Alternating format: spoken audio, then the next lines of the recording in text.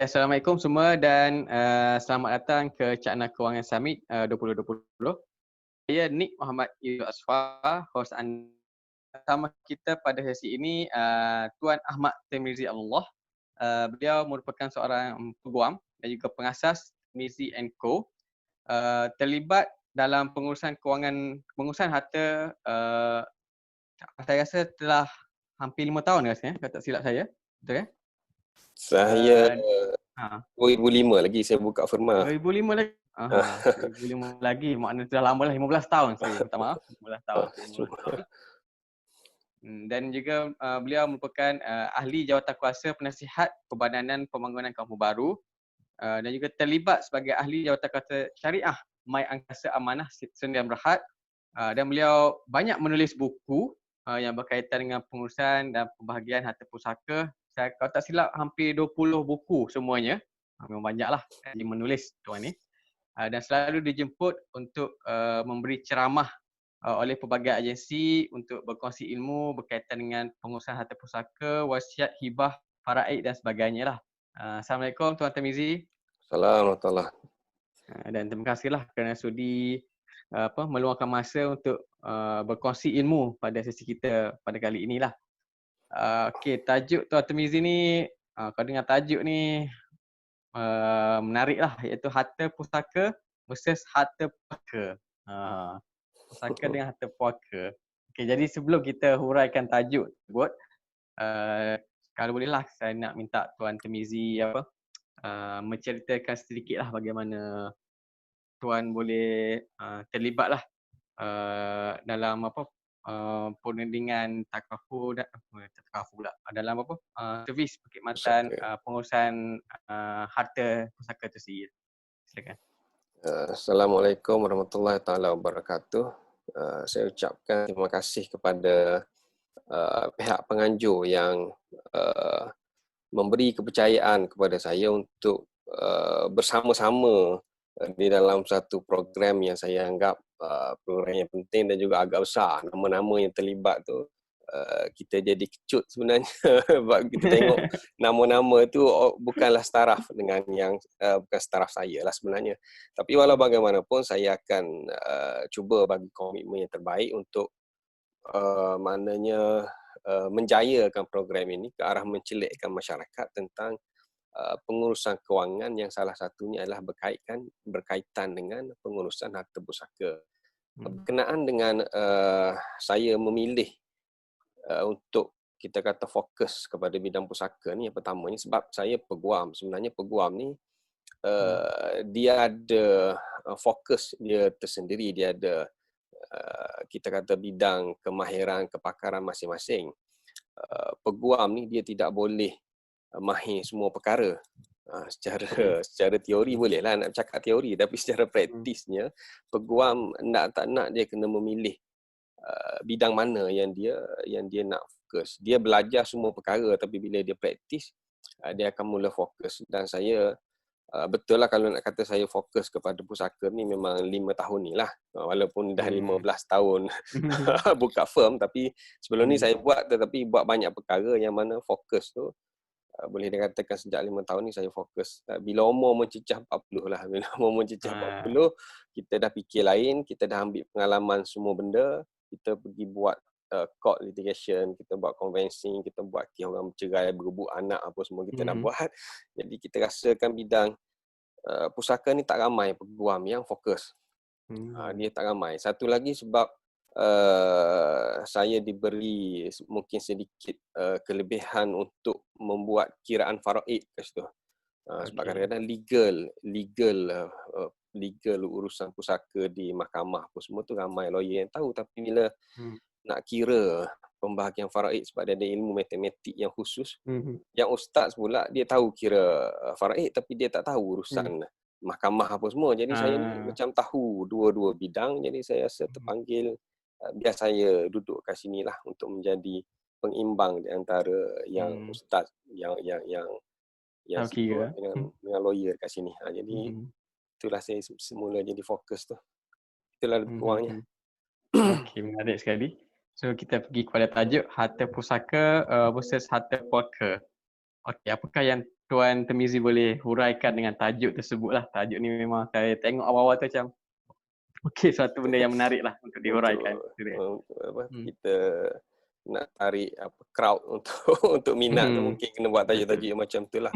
So bila tengok kepada tajuk tu, apa yang saya terfikir, apa sebenarnya fungsi harta pusaka tu, dan kita kena jadikan harta pusaka tu untuk mengembangkan ekonomi kita. Jangan kita salah guna ataupun kita tidak memanfaatkan harta pusaka yang akhirnya itulah yang menjadi harta pusaka. So harta pusaka ni sepatutnya kita melihat secara positif. Ia diusahakan oleh waris-waris kita, oleh ayah kita ke datuk kita apa semua untuk memang kita umat Islam ni Nabi SAW pun bersabda maknanya orang Islam yang kaya lebih baik daripada orang Islam yang miskin, macam tu. So apabila waris-waris kita terdahulu sudah mengusahakan dan memiliki harta, kita sebagai waris terkemudian yang mewarisi itu sepatutnya kita memanfaatkan harta pusaka itu untuk kesinambungan ekonomi, menjana ekonomi yang lebih berdaya maju, dan seumpamanya bukannya kita bergaduh. Kita duduk berebut, kita duduk menuduh sama menuduh, yang akhirnya harta itu menjadi beku. Harta pusaka yang beku kerana berlakunya perkelahian ini, perselisihan faham ini, inilah yang dikatakan sebagai harta puaka. Rumah yang cantik, bila masing-masing tak boleh nak pergi, sana tuduh menuduh, lama-lama dia akan jadi rumah hantu lah. Jadi kita masalahnya rumah harta beku kita ni dah mencecah sampai bilion, 60 bilion, 70 bilion dah meningkat tiap tahun. Itu yang maknanya something need to be done lah, sebab kerajaan juga dia tak boleh campur tangan secara drastik sebab ini adalah harta individu. Kalau kerajaan campur pun kan sila bulan demonstrasi lah apalah. Yang paling kronik antaranya ialah di Kampung Baru lah. Di Kampung Baru tu dah berapa generasi dan dia jadi lagi sensitif sebab hartanya mahal tapi tapi warisnya ramai. So kita ada banyak yang di kampung-kampung pun kadang-kadang tanah sekangkang kera pun beratus waris. Tapi benda tu akhirnya terbiar. Akhirnya terbiar, itulah yang merugikan umat Islam, dan itulah satu menjadi stigma. Jadi puaka tu sepatutnya dia pusaka yang diwariskan untuk menjana ekonomi waris seterusnya dan seterusnya lah. Saya nampak itu kita boleh kupas macam mana nak mencairkan harta pusaka tu supaya ia tidak menjadi puaka. Okey, menarik sekali. So maknanya kita perlu meneruskan kesinambungan ekonomi itulah supaya dia tidak jadi beku dan menjadi puaka yang berhantu tu. Okey, saya rasa ramai lagi yang tak tahulah apakah yang dimaksudkan dengan harta pusaka ataupun konsep harta pusaka itu sendiri. Boleh Tuan Temizi huraikan mungkin secara ringkaslah apakah yang dimaksudkan dengan harta pusaka, dan menceritakan sedikit bagaimana untuk kita menguruskannya. Silakan. Harta pusaka ni untuk kita mudah faham ialah satu harta yang maknanya menjadi milik seseorang ataupun satu hak yang menjadi milik seseorang dan kekal hak dan harta itu sampai orang itu meninggal. So apabila seorang itu meninggal, dia ada harta yang ditinggalkan ataupun dia ada satu manfaat hak yang dia ada tu, maka pemilikan dia tu sampai dia meninggal, maka apa sahaja yang ditinggalkan itu adalah harta pusaka. So secara definisinya harta pusaka ni dia tidak kira nilai. Benda yang kecil pun harta pusaka, benda yang mahal pun harta pusaka. Spek mata, jam tangan, cincin, handphone, laptop, perabot, akopal, akorok, tupperware. Itu harta pusaka. Yang besar memanglah barang kemas, pergi kepada tanah, wang-wang simpanan, itu semua harta pusaka. Sebab benda tu ditinggalkan oleh si mati. Termasuk juga manfaat. Kita kata hak dia, itu yang jadi macam kita kata yang takaful tadi. Takaful tu masa dia hidup dia tak dapat pun manfaat takaful, tapi itulah hak dia. So bila dia meninggal maka dia boleh hibahkan hak tu, jadilah hibah takaful. Itu kadang-kadang orang tak nampak sebab masa dia hidup tu dia pun tak dapat lagi, tapi sebenarnya itu adalah satu hak yang menjadi hak dia dan kekal hak dia tu sampai dia meninggal. So itu pun kalau dia nak hibah dia boleh hibah, kalau dia tidak hibah dia akan tinggalkan sebagai pusaka. Itu konsep harta pusaka, maknanya benda tu milik seseorang dan milik tu kekal sehingga dia meninggal dunia. Tak kira kecil ataupun besar nilainya. Tapi apa yang si mati tu dia akan dapat selepas daripada dia meninggal tu bukan harta pusaka. Macam bila dia meninggal ada orang bagi derma kematian. Derma kematian bukan harta pusaka. Dia waris tu boleh ambil. Maknanya isteri tu boleh ambil ke, untuk isteri sahaja tak perlu bahagi, panggil ni nak bagi farid, tak payah farid sebab itu derma. Macam kita panggil apa, pencen gantian. Dia bukan pencen dia tu pencen dia lah, pencen selepas beliau awam ni meninggal, dia ada pencen gantian mengikut akta pencen. So itu bukan harta pusaka. Macam khairat kematian itu bukan harta pusaka sebab benda tu datang lepas dia mati. Ganti cuti rehat, cuti rehat apa semua itu bukan harta pusaka. Sebab benda tu datang selepas orang tu mati. Dia hanyalah untuk siapa yang dapat tu lah. Masing-masing anak boleh claim khairat kematian, dapat kat dia lah daripada majikan ke apa. Kemudian nak uruskan harta pusaka ni, sebab kita undang-undang Malaysia ni pun kita bercampur antara undang-undang daripada yang Islamnya, yang daripada Baratnya. Memang itu dah dari segi sejarah kita banyak sultan daripada Sultan Melaka tu, kemudian dia lari, bukan larilah, maknanya dia pergi ke sana sini, masing-masing menubuhkan kingdom dia sendiri, ada negeri-negeri. So memang apa yang ada pada kita hari ini berdasarkan sejarah undang-undangnya, kita belum ada one stop center nak urus harta pusaka tu. Secara mudahnya, kalaulah melibatkan harta alih sahaja. Harta alih ni maknanya melibatkan wang tunai, tidak melibatkan tanah. Kalaulah di bawah 600,000, maka kita boleh selesaikan di Amanah Raya Berhad. Tapi kalau melibatkan tanah, Amanah Raya tak boleh buat. Melibatkan tanah, kita kena pergi ke unit pembahagian pusaka kecil di Pejabat Tanah. Kemudian kalaulah nilai itu pula melebihi 2 juta ataupun melebihi 2 juta, maka ataupun ada wasiat yang ditinggalkan oleh si mati, maka pejabat tanah pun tak boleh, kita kena pergi kepada Mahkamah Tinggi Sivil. Tapi kalau melibatkan pula pengiraan faraid, siapa waris, siapa bukan waris faraid, lebih-lebih lagi kalau berlapis-lapis kematian, maka kita kena pergi kepada Mahkamah Syariah untuk tentukan siapa waris. Kalau ada isu sama ada wasiat sah ke, hibah sah ke, itu semua kita kena pergi kepada Mahkamah Syariah. So kita ada lebih kurang 4 institusi yang berlainan. Yang inilah yang kena ada ilmu ni, makna bila masa Amanah Raya, bila masa Mahkamah Syariah, bila masa Pejabat Tanah dan bila masa Mahkamah Tinggi. Tapi benda tu sudah pun ada. Malaysia ni maknanya undang-undang tu sudah pun ada. Cuma masyarakat dia jadi keliru. Macam mana nak uruskan sebab lain institusi tu lain dia punya bidang kuasa. Dan inilah kita kena bagi kesedaran tu. Sebab benda dah ada, cuma kena tambahkan kefahaman lah nak urus tu. Itulah harta pusaka dan macam mana nak urus harta pusaka tu lebih kurang dari sudut institusi yang terlibat tu.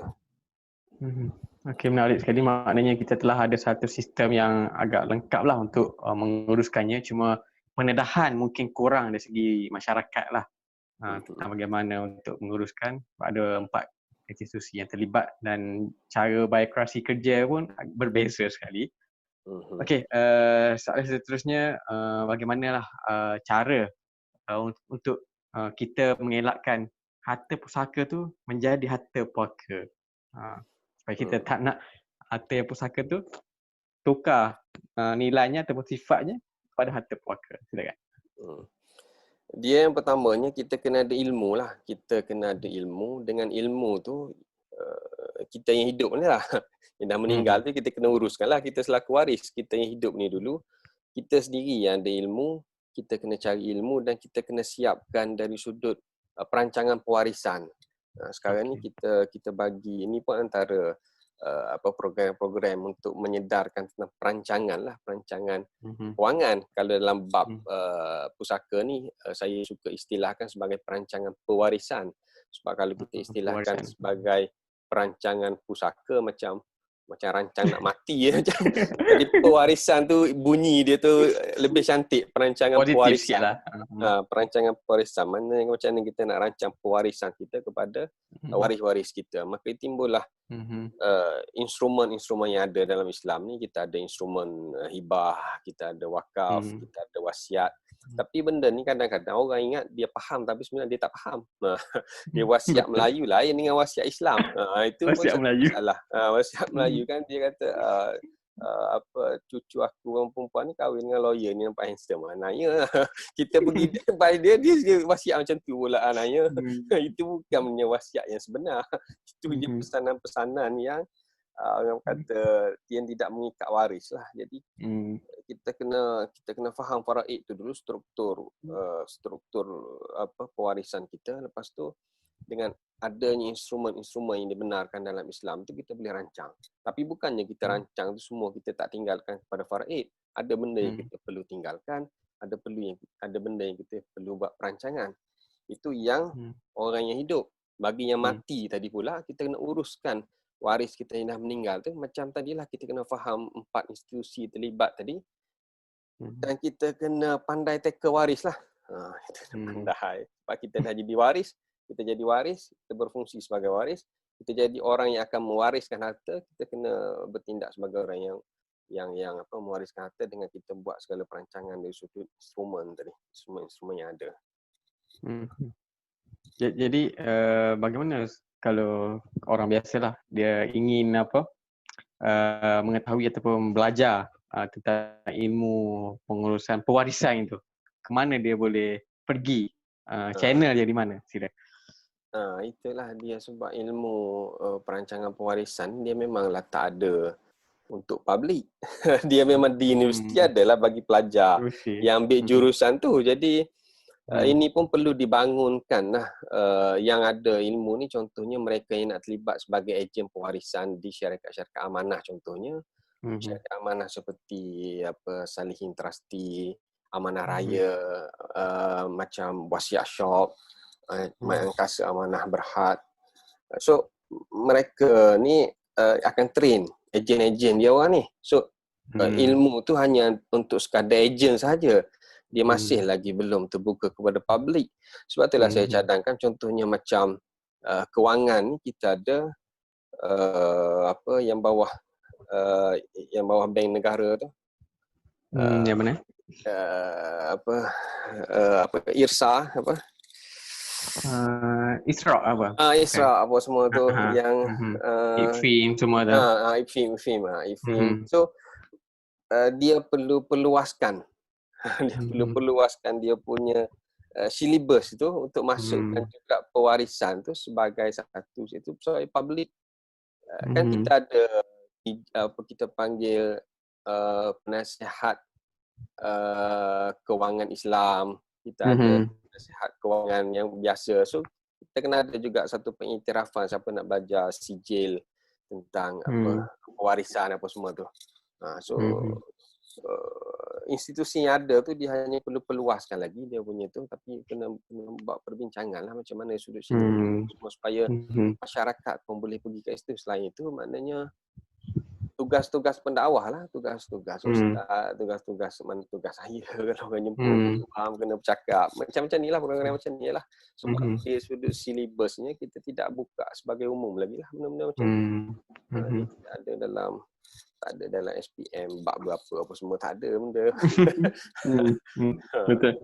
Kalau ada pun stam ada dalam tajuk faraid dia tu, dia ada sikit pengurusan pusaka. Tapi untuk pelajar stam ajalah yang ambil jurusan syariah. Cuma sikit aja. Sedangkan dalam mati hari-hari. Betul. Maknanya sehingga kini tiada lagi satu sistem ataupun pendidikan kepada publik lah. Yang adanya hanya selektif lah melalui ejen ataupun melalui siapa yang belajar kat universiti yang khusus dia sendiri lah. Okay, maknanya ada looping hole kat itu yang kita boleh improve lah insyaAllah. Dan berdasarkan pengalaman Tuan Tirmizi selama 5 tahun dalam pengurusan, telah terlibat dalam pengurusan harta pusaka ni, boleh Tuan berkongsi sedikit lah pengalaman peribadi, antaranya masalah-masalah yang sering dihadapi oleh masyarakat kita lah yang berkaitan dengan pengurusan harta pusaka itu sih. Silakan. Dia kalau ikutkan pengalaman saya, antara masalah bila Hmm. kita nak uruskan harta pusaka ni, dia masalah perangai tu, perangai waris tu Perangai. sebenarnya. Perangai waris yang kadang-kadang dia tak boleh bekerjasama sesama waris, dia dah jadi macam tamak ataupun dia dah prejudis sesama dia orang, kemudian nak sama banyak lah. Sama banyak kalau kita berunding dengan muafakat, okey lah. Tapi kita tak boleh nak paksa abang bagi dekat adik perempuan sama banyak. Kalau abang kata aku pun tak ada duit juga. So, kita kena faham yang faraid itu dulu. Kita punya konsep hak dan tanggungjawab apa semua tu. So, pertamanya isu kerjasama waris tadi. Kadang-kadang nak bagi salinan IC pun jadi apa, dia dah isu, jadi tak percaya, dia tak jadi percaya. prejudis. Kalaulah waris tu pula dia sudah hubungan dia tak rapat ataupun masalah keluarga itu sendiri dengan isteri muda yang disembunyikan ke, itu pun memang masa hidup pun si mati pun memang dah ada problem. Bila dia meninggal, lagilah waris dia ada problem untuk uruskan pusaka dia. Kemudian satu lagi, kadang-kadang melibatkan kos. Nak uruskan harta pusaka, memanglah bila kita hire peguam ataupun kita boleh juga lantik syarikat amanah sebenarnya. Kadang-kadang kos tu, sebenarnya kos pengurusan pusaka tu kita kena faham, kita boleh ambil daripada harta pusaka itu sendiri. Kita deduct daripada harta pusaka tu, bukannya melibatkan duit poket waris. Cuma kalaulah tak ada pusaka yang cair, memanglah waris kena advance lah dulu. Kadang tak ada yang sangat, sebab lawyer nak advance semua pun kadang-kadang tak ni jugalah. Kalau mahal-mahal tu sikit-sikit boleh lah advance. Jadi kadang-kadang sebab kos pun dia jadi bergaduh sebab tak faham, sebab takkan habis duit aku lebih orang lain. Sebenarnya bukan habis duit engkau pun, lepas ni kau claim balik daripada harta pusaka yang dicairkan. Kita nak benda tu beku lah. Kita kadang-kadang sampai, tapi kos pun kadang-kadang cukai tanah, cukai pintu tak bayar 2-3 ribu pun ada saya tengok. Jadi benda tu kena bayar dulu cukai tanah, cukai pintu, barulah pejabat tanah boleh proses. Kalau peguam nak bayar 2-3 ribu, nanya peguam. Jadi kena ada waris yang sacrifice sedikit wang tunai, kena ada waris yang sacrifice untuk masa untuk dia dapatkan kerjasama daripada waris-waris, dokumentasi apa semualah. So kalaulah waris ini bekerjasama dan sanggup bagi komitmen masa dan tenaga, insya-Allah kita boleh selesaikan segala urusan harta pusaka. Tapi kalau dah bergaduh, memang dia akan jadi rumit. Kalau dah tamak, memang dia akan jadi rumit. Itu antara masalah lah. Kemudian masalah lain sebab waris tu tak faham lah. Bila dia tak faham, lepas tu dia jadi rasa give up tu. Dia pergi dah habis masa banyak dekat mahkamah syariah, dia ingat boleh selesai. Lah tak selesai. Lagi. Mahkamah syariah baru sijil faraid. Kadang-kadang kita tak perlu sijil faraid pun kalau kita pergi ke pejabat tanah. Sebab pejabat tanah tak perlukan sijil faraid, kecuali kita pergi mahkamah untuk distribution order baru nak sijil faraid. Jadi benda tu kena ada ilmu ataupun pergi consult orang yang betul untuk bagi penerangan, dan barulah boleh bertindak dengan betul tu. Isu waris lah selalunya yang jadi penghalang ataupun cabaran lah untuk menyelesaikan harta pusaka ni. Okey, maknanya sistem tak ada kaitan dengan apa, sistem tu sendiri lah, lebih kepada orang yang mewarisi tu, perangai human factor lah, bukan sistem kita akui perlu diperbaiki, tapi yang faktor utamanya human lah, kita panggil human factor.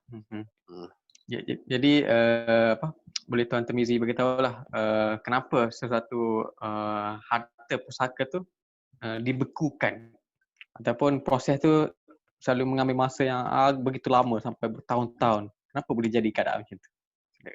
Dia boleh jadi keadaan macam tu sebab kadang-kadang kita nak dapatkan dokumen tu pun sudah makan masa.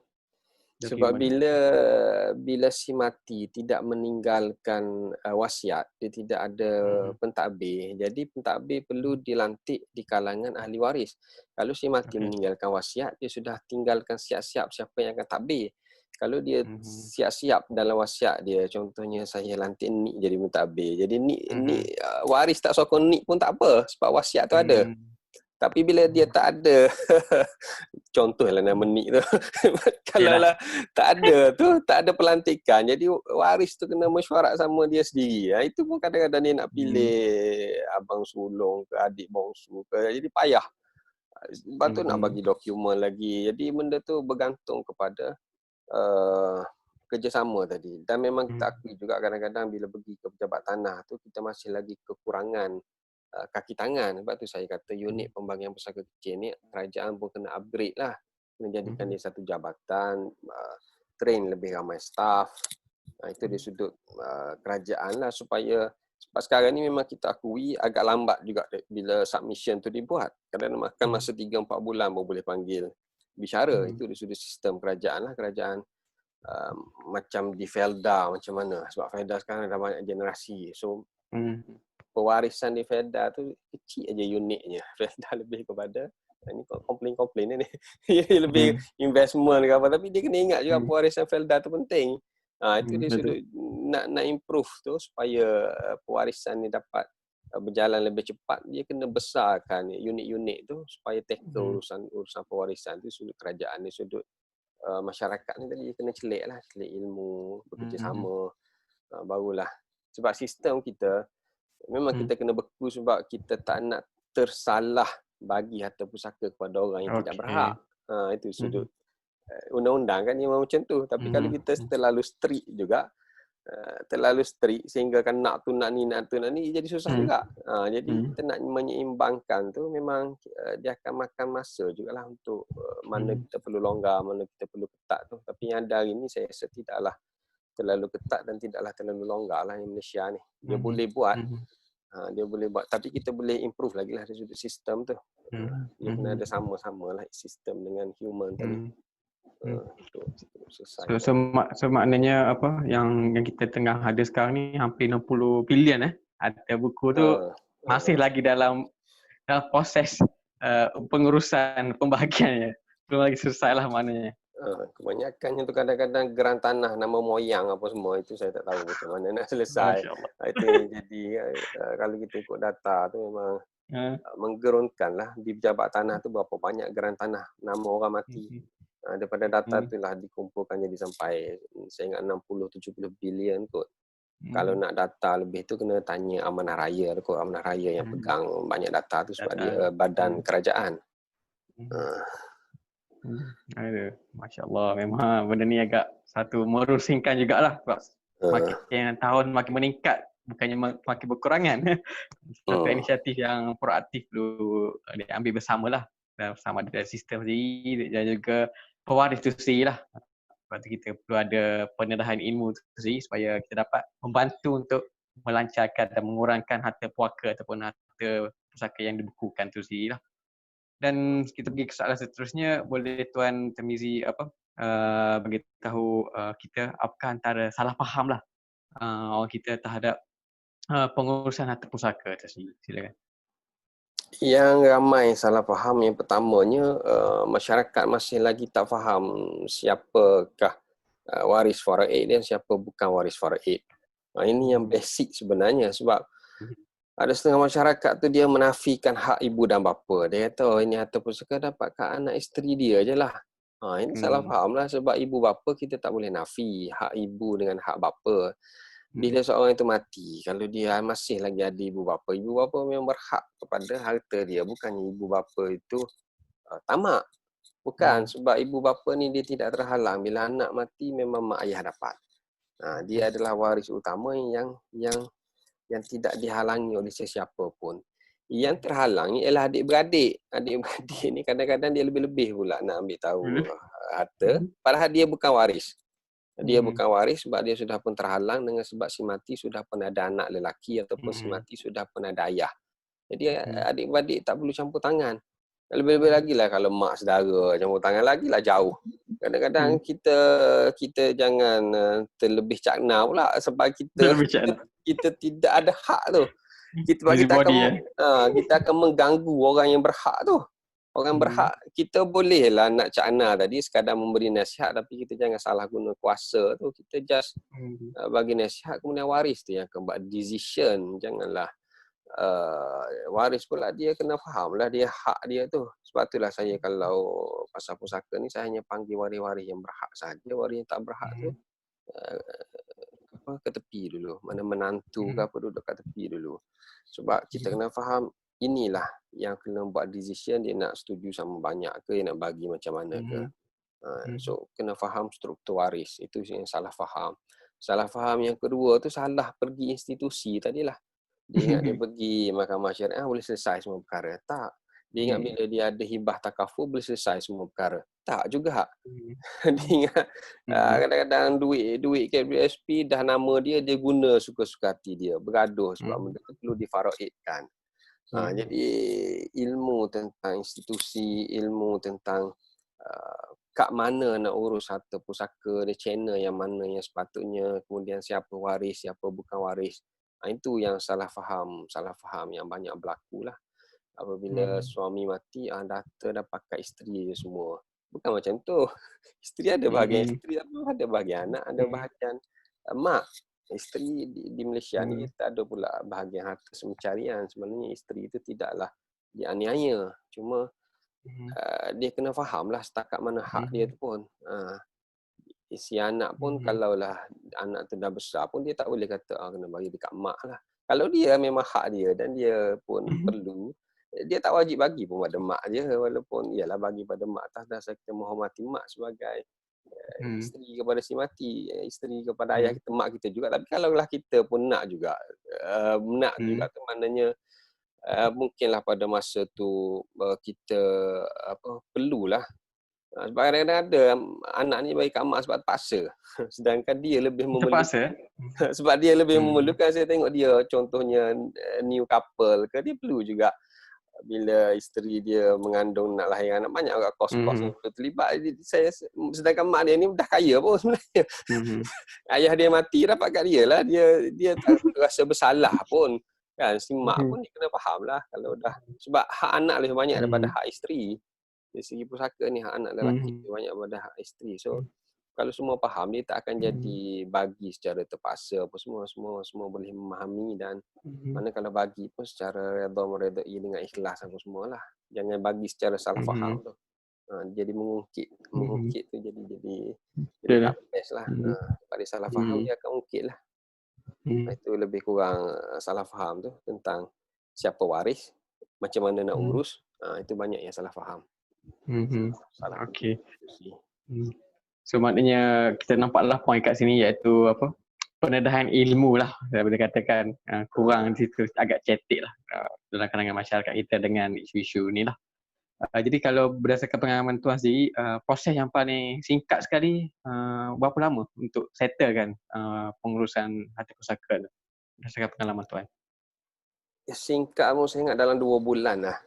2 bulan 2 bulan lah. Itu memang maknanya semua clear lah, semua tak ada problem. Sebab bila meninggal, contohnya dia dah ada buat pelantikan wasi, kita panggil executor dalam wasiat dia. So wasi tadi dia boleh teruskan file grant probate di Mahkamah Tinggi. Walaupun tak sampai 2 juta harta, tapi bila dah ada si mati meninggalkan wasiat, pelantikan wasi, mana dia dah lantik siap-siap siapa yang akan uruskan harta dia. Selalunya kita akan lantik syarikat amanah sebab syarikat amanah lebih profesional dalam menguruskan harta pusaka. Even syarikat amanah dengan peguam pun baik syarikat amanah sebenarnya, sebab peguam ni dia individu. Dia lantik peguam tu mati dulu. Lantik syarikat amanah insya-Allah tak matilah syarikat amanah ni. So bukan saya nak berkempen kepada syarikat amanah, boleh pilih mana-mana syarikat amanah lah. Selalunya dalam wasiat memang kita akan lantik syarikat amanah lah. Raya ke, Salihin ke, wasiat syok ke apa ke. So syarikat amanah bila dia ada wasiat tu, dia akan terus saja pergi kepada mahkamah dapatkan grant probate dia panggil. So grant probate ni dia tak perlu dapat affidavit persetujuan daripada waris pun. Dia just tunjuk kepada mahkamah ini adalah wasiat yang sah, adanya affidavit saksi. Dia adalah prosedur di mahkamah tu. Dan dia boleh terus saja urus. Dia terus saja panggil waris. Saya yang dapat dia panggil grant probate, pelantikan saya sebagai pentadbir. executor untuk menguruskan harta pusaka ni, si mati iman dah lantik saya masih hidup lagi. So korang tak payah nak bergaduh. Jadi dia terus aja boleh bahagi. Dia boleh terus je, tidak ada perlunya distribution order apa semua dengan mandat yang diberikan oleh si mati masih hidup tu lagi. Dia dah pewasiat dah bagi masih hidup tu, jadi kuasa tu dah ada. Cuma dia ada teknikal dia lah, bila nak file mahkamah tinggi mungkin 3 minggu baru dapat tarikh, kemudian nak tunggu extraction grant, kemudian nak pergi ke pejabat tanah.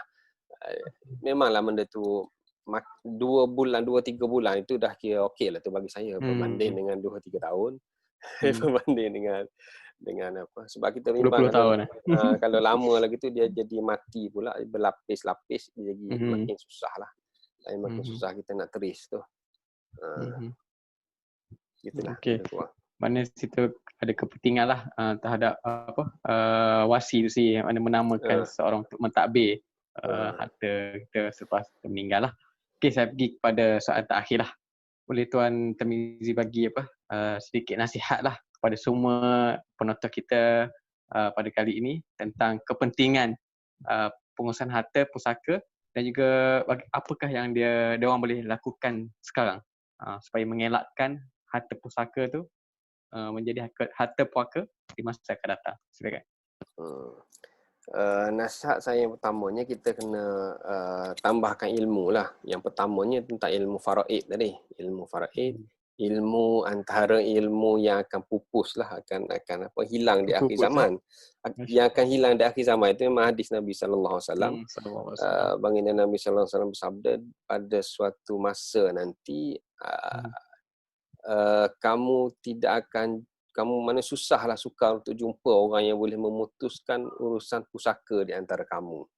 Maknanya antara ilmu yang pertama diangkat ialah ilmu faraid, menyebabkan individu tadi dia akan bergaduh dan tiada orang yang boleh selesaikan sebab masing-masing tak faham.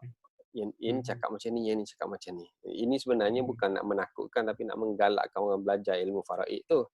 So bukanlah nak suruh belajar hadam maknanya khatam, tak, bukan. Maknanya kita kenal siapa waris kita dan berapa bahagian dia.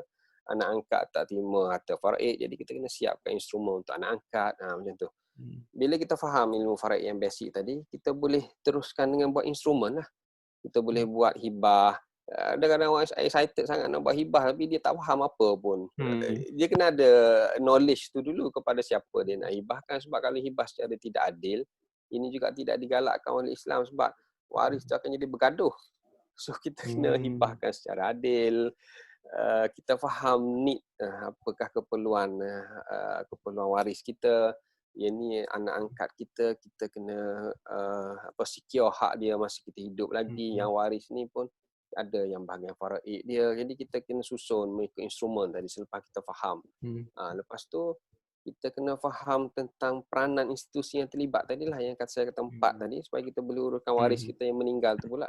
Kita boleh channelkan kepada tempat yang betul supaya tidak merugikan masa. Dah pergi susah payah dekat mahkamah syariah lah sekali, tak boleh nak buat sebab tunjuk CJ faraid dekat pejabat tanah reject. Pejabat tanah dia nak borang E ataupun borang F yang di unit pembahagian pusaka kecil. Dia lain. Kemudian satu lagi, kita kena jaga silaturahim lah. Kita kena jaga silaturahim. Contohnya kita ada anak daripada bekas isteri. Yalah, kalau kena berpisah lah, tapi anak kita tu dijaga oleh bekas isteri kita. Kita kena jaga anak kita tu sebab contoh kita lah. Maknanya nak suruh faham. Nak suruh faham supaya anak tu dia tak kecil hati dengan ayah dia. So sebab anak tu akan jadi waris juga, sooner or later juga. Sebab kita tak boleh tinggalkan dia. Dia adalah pewaris yang berhak. Walaupun kita tak jaga dia, kita dah bagi dekat mak dia tu bekas isteri kita contohnya. Tapi itu kena, silaturahim tu kena ada adik-beradik dia. Sebab kalau jaga silaturahim, keluarga yang jaga silaturahim, selalunya bila berlaku kematian, urusan pusaka tu jadi lancar sebab dia orang sudah baik. Maknanya masa hidup ni kita pun dah jaga, insya-Allah generasi kita pun dijaga sama dia, so dia boleh selesaikan apa saja yang datang. Tapi kalau masa ni pun silaturahim tu duk main sekali setahun masa raya je nak jaga silaturahim. Sekarang ni lagilah tak boleh nak ziarah sangat. Padahal sebelum ni pun tak ziarah juga sebenarnya. Jarang Dia juga. sebenarnya kalau yang jaga tu dia tak ada masalah. Raya tak raya pun silaturahim dia okey je. Dia jagalah. Dia pandai jaga tu. Silaturahim tu memang cukup. Jangan benda-benda kecil dalam keluarga ni menyebabkan hubungan tu makin renggang, jadi bergaduh tujuh keturunan. Itu memang masalah lah. Kita kena selesaikan cara keluarga yang mana saya nampak family yang ada hubungan silaturahim yang baik, selalunya urusan pusaka mereka lancar. Ilmu tu dia orang belajarlah juga.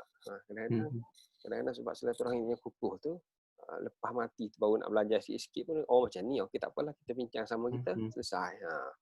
Antara yang perlulah selain daripada ilmu, perancangan, bawa instrumen apa semua tadi, dan kena jaga hubungan silaturahim lah sama keluarga, sebab pusaka ni berkait dengan keluarga tu. Wallahualam. Okey. Menarik sekali. Apa yang saya boleh rumuskan kat sini ada dua faktor lah yang penting topik kita ni, iaitu yang pertama sekali lebih kepada pendedahan ilmu lah tu sendiri, knowledge lah. Dan yang kedua, kena jaga hubungan antara silaturahim antara kekeluargaan tu sendiri lah.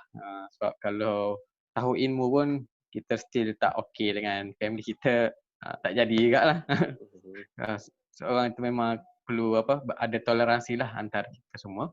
So saya rasa setakat tu sajalah perkongsian kita pada kali ini, dan saya ucapkan terima kasih banyak-banyak sekali lagi kepada Tuan Termizi atas perkongsian yang disampaikan.